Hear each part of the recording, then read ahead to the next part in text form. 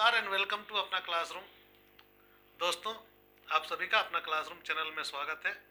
आज करंट मुद्दे में जो कि मैं बात करने आया हूँ वह है नैरो बैंड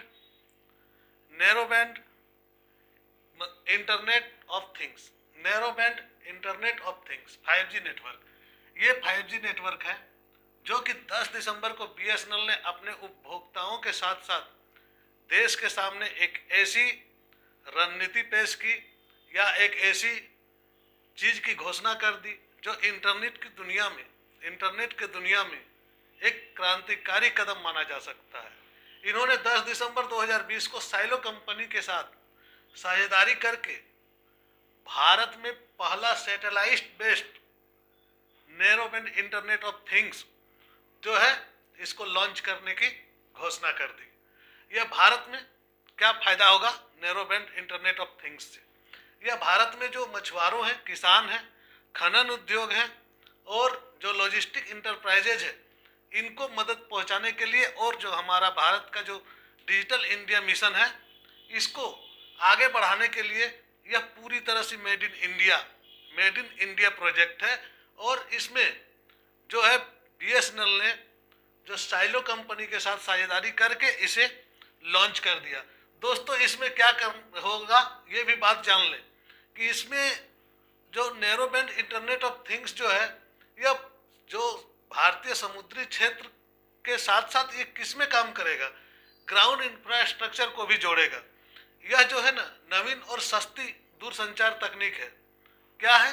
नवीन और सस्ती दूरसंचार तकनीक है और दूरसंचार सेवा प्रदान करने के लिए पहली बार सैटेलाइट बेस्ड यह चीज को इसने लॉन्च कर दिया। तो किस तारीख को लॉन्च कर दिया? 10 दिसंबर 2020 को। तो यह है क्या? Narrow band internet of things है क्या? इस बारे में भी हमने तो नेटवर्क को देख लिया कि narrow band internet of things एक नेटवर्क है, लेकिन यह है क्या?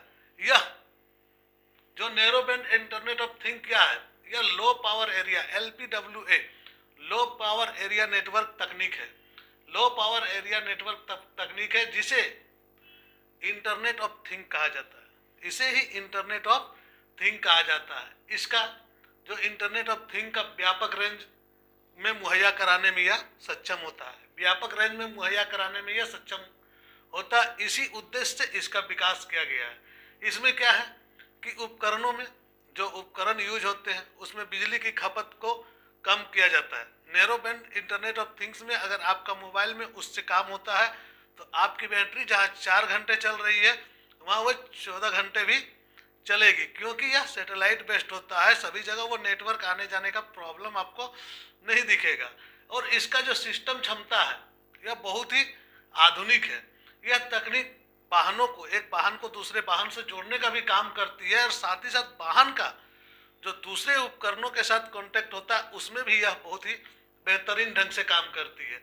और सबसे बड़ी बात है कि इसका कॉस्ट जो है 2G 3G 4G जितने भी नेटवर्क थे उससे बहुत ही सस्ती है और दूसरे की तुलना में यह सरल भी है। तो narrow band internet of thing जो है यह आपका एक लो पावर, जो हम बताएं कि लो पावर एरिया LPWA पर काम करती है। और यहाँ से हमारी साथ क्या फायदा मिला ये चीज देखिए। यह जो तकनीक है 2 उपकरणों, 2 वाहनों या इससे अलावे जो कई जो इलेक्ट्रॉनिक गैजेट्स हैं उन गैजेट्स को जोड़ने में यह हमारे बहुत मदद करती है।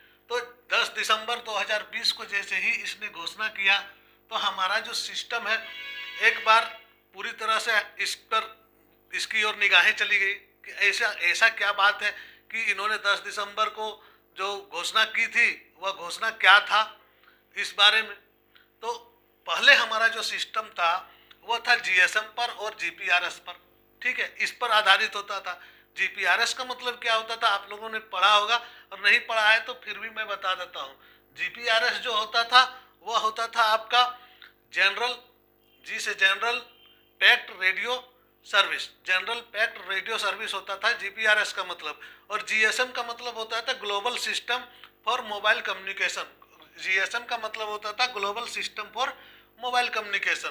लेकिन इन दोनों में जो लॉन्चिंग हुआ था सबसे पहले GSM जो था GSM 2G नेटवर्क को लेके आया था और डिजिटल सेलुलर नेटवर्क, जिसमें हम लोग कर लो दुनिया मुट्ठी में रिलायंस वाली जो बातचीत करते थे, वो वाली थी 2G प्रोटोकॉल पर विकसित किया गया था और उसी पर वह काम करता था। यह कहाँ से शुरू हुआ था? फिनलैंड से शुरू हुआ था और 1991 में फिनलैंड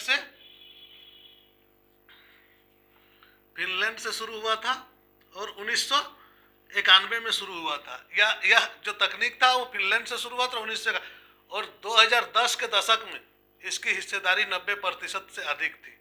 लेकिन GPRS को टक्कर जो था उसमें 2G और 3G सेवाएं थे। लेकिन इसके बाद जो नेटवर्क बढ़ा, हमारे जैसे वोल्टी नेटवर्क आ गया, मोबाइल डाटा स्टैंडर्ड आ गया, तो GSM और GPRS दोनों को मिला के जो एक संस्था थी जिसने इसको परमिशन की थी, उसका नाम संस्थान का था यूरोपीय दूरसंचार मानक संस्थान। इन्होंने इसको दिया था GSM और GPRS को। परंतु अभी जो NB-IoT आया है, यह एक ऐसा प्लेटफॉर्म है जिसमें BSNL ने लॉन्च किया है। इस प्लेटफॉर्म पे आपका सारी चीज काम करेंगे ना। इसमें आपका क्या क्या काम करने लगते हैं? आपको 2G नेटवर्क काम करेंगे, 2G नेटवर्क काम करेंगे, 3G नेटवर्क काम करेंगे, 4G नेटवर्क काम करेंगे और साथ ही 5G नेटवर्क जो अभी लॉन्च नहीं हुआ ये भी काम करेंगे। यानी कि इंटरनेट ऑफ थिंग जो है वो आपका सभी क्षेत्रों में इतना फास्ट इंटरनेट को मुहैया करा देगी कि आपको कहीं भी कोई समस्या आनी नहीं है।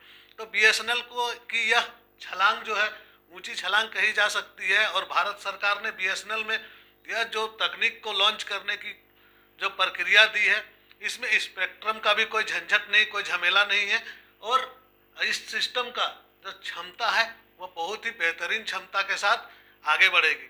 दोस्तों, यह करंट का एक ऐसा विषय है जो IoT 5G नेटवर्क या कहीं भी पूछा जा सकता है, क्योंकि टेक्नोलॉजी का आज जमाने में इस बारे में जानकारी होना बहुत ही आवश्यक है।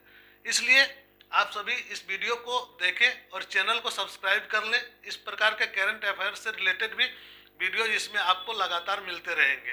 धन्यवाद दोस्तों। शुभ